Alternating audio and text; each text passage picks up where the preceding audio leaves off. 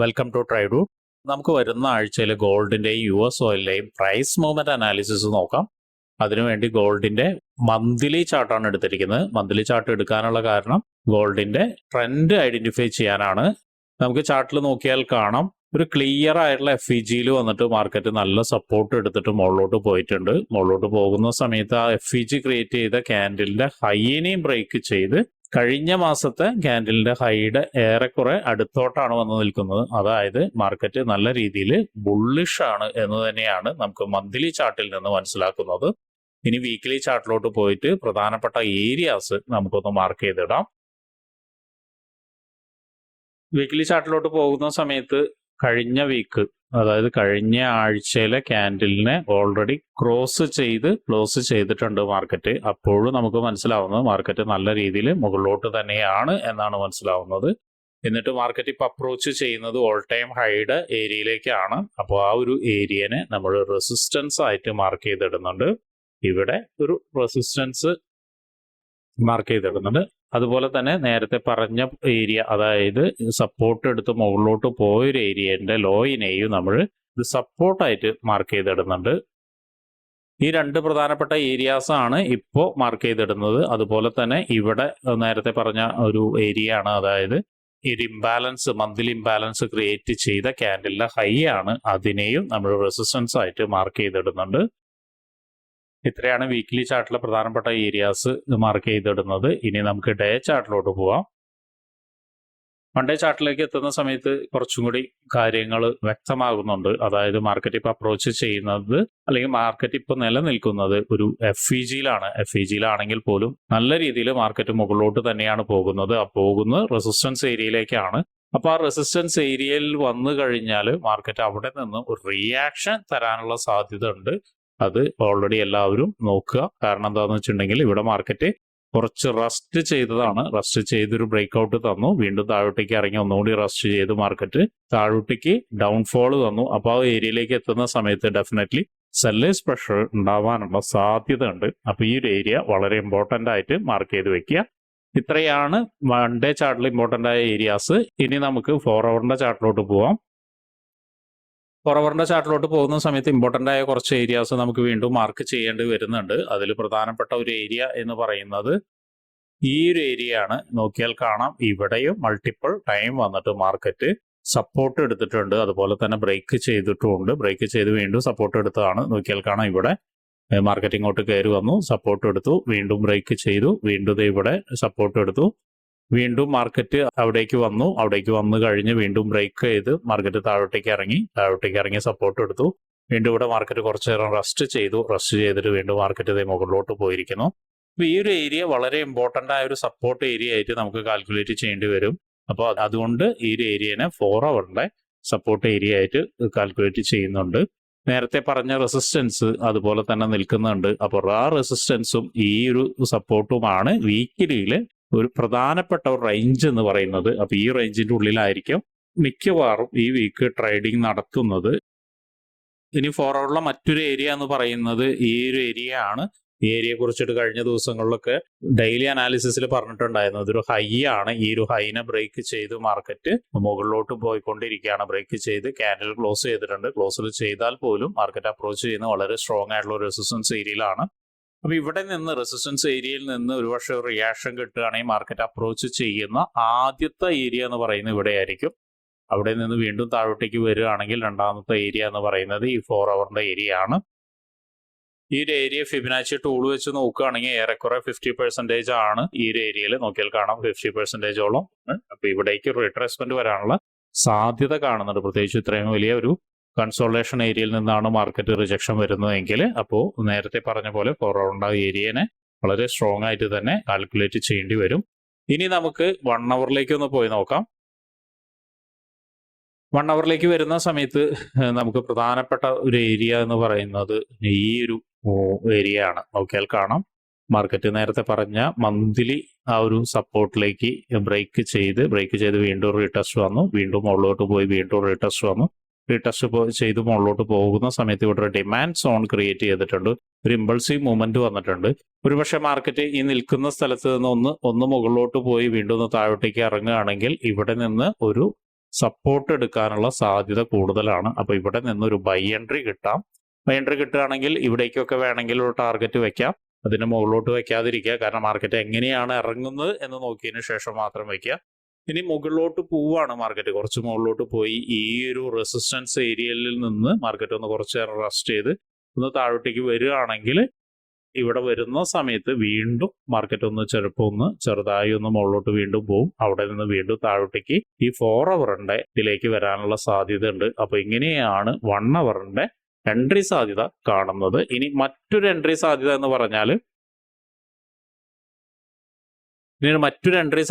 പറഞ്ഞാൽ മാർക്കറ്റ് ഈ ഒരു ഹൈനെ ബ്രേക്ക് ചെയ്യുകയാണെങ്കിൽ, അതും സഡൻ ബ്രേക്ക് അല്ല, മാർക്കറ്റ് ഇവിടെ നിന്ന് കുറച്ച് കൺസോളേഷൻ ചെയ്ത് ഇങ്ങനെ കയറിപ്പോയി ചെറിയ സപ്പോർട്ടും കാര്യങ്ങളൊക്കെ എടുത്ത് ഈ ഒരു ഹൈനെ ബ്രേക്ക് ചെയ്താൽ ഇവിടെ വന്ന് നല്ലൊരു ക്യാൻഡിലോട് കൂടി ഒരു ഹൈനെ ബ്രേക്ക് ചെയ്തിട്ട് റീടെസ്റ്റ് വരികയാണെങ്കിൽ ഇവിടെ നിന്നൊരു ബൈ ഓപ്പർച്യൂണിറ്റി എടുക്കാം. ബൈ ഓപ്പർച്യൂണിറ്റി എടുക്കുക എന്ന് പറയുന്നത് അത് വളരെ വലിയൊരു അവസരമായിരിക്കും. ഓൾ ടൈം ഹൈനെയും ബ്രേക്ക് ചെയ്തു പോകാനുള്ള സാധ്യതയുണ്ട്. അപ്പൊ ഇത്രയാണ് ഈ ആഴ്ചയിലെ ഗോൾഡിന്റെ വീക്കിലി അനാലിസിസ്.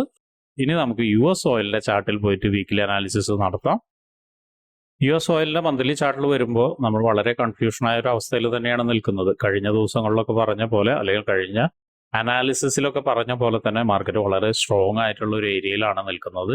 ഈ മാസം മാർക്കറ്റ് ആ ഒരു ഏരിയയിലേക്ക് വീണ്ടും ഇറങ്ങി വന്ന് ഒരു നല്ലൊരു സപ്പോർട്ട് എടുത്തിട്ട് മുകളിലേക്ക് പോകുന്നുണ്ട്.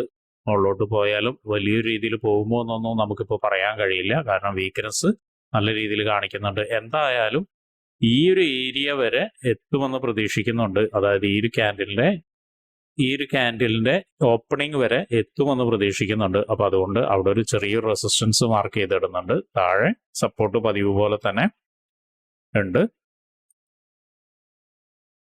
ഇനി അതിന്റെ മുകളിൽ നോക്കുകയാണെങ്കിൽ വീണ്ടും നമുക്ക് റെസിസ്റ്റൻസ് ഏരിയകളുണ്ട്. പക്ഷെ മന്ത്ലി ആയതുകൊണ്ട് നമ്മൾ അത്രയ്ക്കും പോകുന്നില്ല.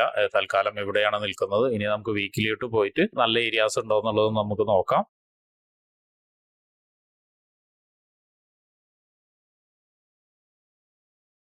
വീക്കിലിയിൽ വരുന്ന സമയത്ത് മാർക്കറ്റ് നല്ല രീതിയിൽ ഒരു കൺസോൾട്ടേഷൻ നടക്കുന്നുണ്ട്. ഇവിടെ കഴിഞ്ഞ വീക്ക്, അതായത് ഈ കഴിഞ്ഞ ആഴ്ചയുടെ മുന്നത്തെ ആഴ്ചയിൽ നടന്ന വീക്കിനെ ഓൾറെഡി മാർക്കറ്റ് ക്ലോസ് ചെയ്തിട്ടുണ്ട്. ഇനി മാർക്കറ്റ് കുറച്ചും കൂടി മുകളിലോട്ട് പോകുമെന്നാണ് എക്സ്പെക്ട് ചെയ്യുന്നത്. അങ്ങനെയാണെങ്കിൽ നേരത്തെ പറഞ്ഞ പോലെ ഈ ഒരു ഏരിയയിലേക്കായിരിക്കും മാർക്കറ്റ് അപ്രോച്ച് ചെയ്യുന്നത് എന്ന് വിചാരിക്കുന്നു. എന്തായാലും നമുക്ക് ആ ഒരു ഏരിയനെ ഒരു റെസിസ്റ്റൻസ് ഏരിയ ആയിട്ട് എടുക്കാം. നോക്കിയാൽ കാണാം മാർക്കറ്റ് ഇവിടെ വന്ന് മൾട്ടിപ്പിൾ ടൈം റിജക്ഷൻ തന്നിട്ടുണ്ട്. ഇവിടെ പലതവണ ഇവിടേക്ക് റീടെസ്റ്റ് വന്നിട്ട് റിജക്ഷൻ തന്നിട്ടുണ്ട്. അപ്പൊ അതുകൊണ്ട് ആ ഒരു ഏരിയനെ ഒരു റെസിസ്റ്റൻസ് ഏരിയ ആയിട്ട് എടുക്കുന്നുണ്ട്. അതിന്റെ മുകളിൽ ഒരു ഇംബാലൻസ് ഉണ്ട്. അതുപോലെ തന്നെ മറ്റൊരു റെസിസ്റ്റൻസ് ഉണ്ട്. നേരത്തെ വരച്ചതൊക്കെ തൽക്കാലം അത് എടുക്കുന്നില്ല. ഇനി ഡെയിലി അങ്ങോട്ടെങ്ങാനും മൂവ്മെന്റ് വരുന്നുണ്ടെങ്കിൽ നമുക്ക് അത് ബേസ് ചെയ്തിട്ട് എടുക്കാം. ഇപ്പോഴത്തെ അവസ്ഥയിൽ അങ്ങോട്ട് എടുക്കുന്നില്ല. കാരണം വളരെ ക്ലോസ് ആയിട്ടുള്ള റേഞ്ചിലാണ് മാർക്കറ്റ് ട്രേഡ് ചെയ്യുന്നത്. അതുകൊണ്ടാണ് അത് എടുക്കാത്തത്. ഇനി നമുക്ക് 1 ഡേ ചാർട്ടിലോട്ട് പോവാം. 1 ഡേ ചാർട്ടിലോട്ട് പോകുന്ന സമയത്ത് മാർക്കറ്റ് നിൽക്കുന്നത് മറ്റൊരു വളരെ ക്ലിയർ ആയിട്ടുള്ള ഡേ റെസിസ്റ്റൻസിനെയാണ് മാർക്കറ്റ് അപ്രോച്ച് ചെയ്യുന്നത്. നോക്കിയാൽ കാണാം ഈ ഒരു ഏരിയയിൽ മൾട്ടിപ്പിൾ ടൈം മാർക്കറ്റ് വന്ന് സപ്പോർട്ട് എടുത്തു, വീണ്ടും ബ്രേക്ക് ചെയ്ത് റെസിസ്റ്റൻസ് എടുത്തു, വീണ്ടും താഴോട്ടേക്ക് ഇറങ്ങി വീണ്ടും റെസിസ്റ്റൻസ് എടുത്തു. ഇത്തവണയും മാർക്കറ്റ് അങ്ങോട്ട് തന്നെ പോകുന്നുണ്ട്. അങ്ങോട്ട് പോകുന്നത് ഒരു പക്ഷെ ബ്രേക്ക് ചെയ്യാനായിരിക്കും പോകുന്നതെന്ന് തോന്നുന്നുണ്ട്. കാരണം മാർക്കറ്റ് ഇത്തവണ പോകുന്നത് വളരെ സ്ട്രോങ് ആയിട്ടുള്ള സപ്പോർട്ട് എടുത്ത് ഒരു ഇന്റേണൽ സ്ട്രക്ചറൽ ചേഞ്ച് തന്നിട്ടാണ് പോയിരിക്കുന്നത്. ഇവിടെ നോക്കിയാൽ കാണാം ഒരു സ്ട്രക്ചറൽ ചേഞ്ച് തന്നിട്ടാണ് പോയിരിക്കുന്നത്. അപ്പോൾ ഒരുപക്ഷെ ഇതിനെ ബ്രേക്ക് ചെയ്യാനുള്ള സാധ്യത കാണുന്നുണ്ട്. ബ്രേക്ക് ചെയ്യാനാണെങ്കിൽ പോലും ഇവിടെ വന്നിട്ട് ചിലപ്പോൾ ഒരു റീടെസ്റ്റ് വരാൻ, താഴോട്ടേക്ക് ഇറങ്ങി റീടെസ്റ്റ് വന്നിട്ടായിരിക്കും മാർക്കറ്റ് പോവുക. അപ്പൊ അങ്ങനെയാണെങ്കിൽ മാർക്കറ്റ് എവിടെ നിന്ന് റീടെസ്റ്റ് എടുക്കും, അല്ലെങ്കിൽ എങ്ങനെ ബ്രേക്ക് ചെയ്ത് പോകും എന്നൊക്കെ നമുക്ക് അറിയേണ്ടതുണ്ട്. അതിനുവേണ്ടി നമുക്ക് കുറച്ചും കൂടി ചെറിയ ടൈം ഫ്രെയിം ആയ 4 അവറിലേക്ക് പോവാം. 4 അവറിലേക്ക് വരുന്ന സമയത്ത് ഈ ഒരു ഏരിയ ആണ് ഇപ്പോൾ നമുക്ക് എക്സ്പെക്ട് ചെയ്യാവുന്ന റീടെസ്റ്റ് ഏരിയ എന്ന് പറയുന്നത്. ഇവിടെ നോക്കിയാൽ കാണാം മാർക്കറ്റ് നല്ല രീതിയിൽ ഒരു റസ്റ്റ് നടന്ന ഏരിയ ആണ്. പലതവണ ഇവിടെ ഒരു കൺസോളേഷൻ നടന്ന് ബ്രേക്ക് ചെയ്തു, വീണ്ടും മുകളിലോട്ട് പോയി റീടെസ്റ്റ് ചെയ്ത് വീണ്ടും റസ്റ്റ് ചെയ്തു. മാർക്കറ്റ് വീണ്ടും നോക്കിയാൽ കാണാം ഇവിടെയൊക്കെ റസ്റ്റ് ചെയ്തും റീടെസ്റ്റ് ചെയ്തൊരു ഏരിയ ആണ്. അപ്പോൾ ഡെഫിനറ്റ്ലി ഇവിടെ ബയേഴ്സിന്റെ പ്രസൻസ് കൂടും. മാത്രമല്ല ഈ റസ്റ്റ് ചെയ്ത ഏരിയയിൽ നിന്ന് മാർക്കറ്റ് നോക്കിയാൽ കാണാം നല്ല രീതിയിൽ ഒന്ന് താഴോട്ടേക്ക് ഇറങ്ങി കഴിഞ്ഞ് സപ്പോർട്ട് എടുത്തിട്ടാണ് മുകളിലോട്ട് പോകുന്നത്. അപ്പൊ ഈ ഒരു ഏരിയ വളരെ ഇമ്പോർട്ടന്റ് ആയ ഒരു ഏരിയ ആണ്. ഇനി നമുക്ക് 4 ഹവറിൽ മറ്റൊരു ഇമ്പോർട്ടൻ്റ് ആയ ഏരിയ എന്ന് പറയുന്നത് താഴോട്ടേക്ക് ഇറങ്ങുന്ന സമയത്ത് ഇവിടെയൊക്കെയാണ്. ഇവിടേക്ക് മാർക്കറ്റ് ഒരു പക്ഷേ എത്തുമെന്ന് അറിയില്ല. എത്തുകയാണെങ്കിൽ ഇതൊരു ഇമ്പോർട്ടൻ്റ് ആയ ഏരിയ ആണ്. ഇവിടെയും മാർക്കറ്റ് കുറേയൊക്കെ റസ്റ്റ് ചെയ്തതും റീടെസ്റ്റ് ചെയ്തതും ഒക്കെയാണ്. നോക്കിയാൽ കാണാം മൾട്ടിപ്പിൾ ടൈം റസ്റ്റ് ചെയ്തിട്ടുണ്ട്, അതുപോലെ റീടെസ്റ്റ് ചെയ്തിട്ടുണ്ട്. അപ്പോൾ ആ ഒരു ഏരിയനെ നമ്മൾ ഒരു സപ്പോർട്ടായിട്ട് എടുക്കുന്നുണ്ട്.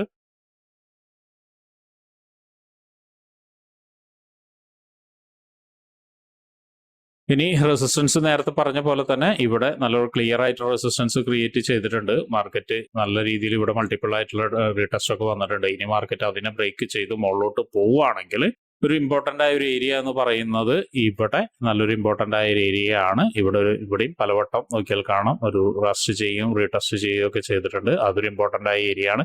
എന്തായാലും നമ്മൾ അതിന് മാർക്ക് ചെയ്ത് വെച്ചിട്ടുണ്ട്. വീക്കിലി ചാർട്ടിൽ നമ്മൾ മാർക്ക് ചെയ്ത് വെച്ചിട്ടുണ്ട്. വീണ്ടും അവിടേക്ക് വരുന്ന സമയത്ത് എങ്ങനെ എന്നൊക്കെ നമുക്ക് ഡെയിലി അനാലിസിസിൽ നമുക്ക് മനസ്സിലാക്കാൻ സാധിക്കും. ഇനി നമുക്ക് കുറച്ചും കൂടി ചെറിയ ടൈം ഫ്രെയിമിലായ 1 ഹവറിലേക്ക് പോവാം. 1 ഹവറിലേക്ക് വരുന്ന സമയത്ത് മാർക്കറ്റ് ഒന്ന് ചെറിയ രീതിയിൽ വീക്ക്നെസ് കാണിക്കുന്നുണ്ട്. ആ വീക്ക്നെസ് കാണിക്കുന്ന ഏരിയ നേരത്തെ പറഞ്ഞ ഏരിയയിലേക്ക് നിന്നാണ് ചെറിയൊരു വീക്ക്നെസ് കാണിക്കുന്നത്. അതൊരു സപ്പോർട്ട് എടുക്കാൻ താഴോട്ടേക്ക് വരുമായിരിക്കും. അങ്ങനെയാണെങ്കിൽ സപ്പോർട്ട് എടുക്കാൻ വരുന്ന ഒരു ഏരിയ എന്താണെന്നുള്ളത് നമുക്ക് കണ്ടുപിടിക്കണം. അപ്പോൾ ഈ ഒരു ഏരിയ നേരത്തെ നമ്മൾ മാർക്ക് ചെയ്ത വളരെ ഇമ്പോർട്ടൻ്റ് എന്ന് പറഞ്ഞ 4 ഹവറിൽ മാർക്ക് ചെയ്ത ഒരു ഏരിയയിലേക്ക് വീണ്ടും മാർക്കറ്റ് ഇറങ്ങാനുള്ള സാധ്യത ഉണ്ട്. അങ്ങനെയാണെങ്കിൽ ഇവിടെ നോക്കി വെക്കുന്നത് നന്നായിരിക്കും. ഒരു ഇമ്പൾസീവ് മൊമെന്റ് തന്ന ഏരിയനെ നോക്കി വെക്കുന്നത് നന്നായിരിക്കും.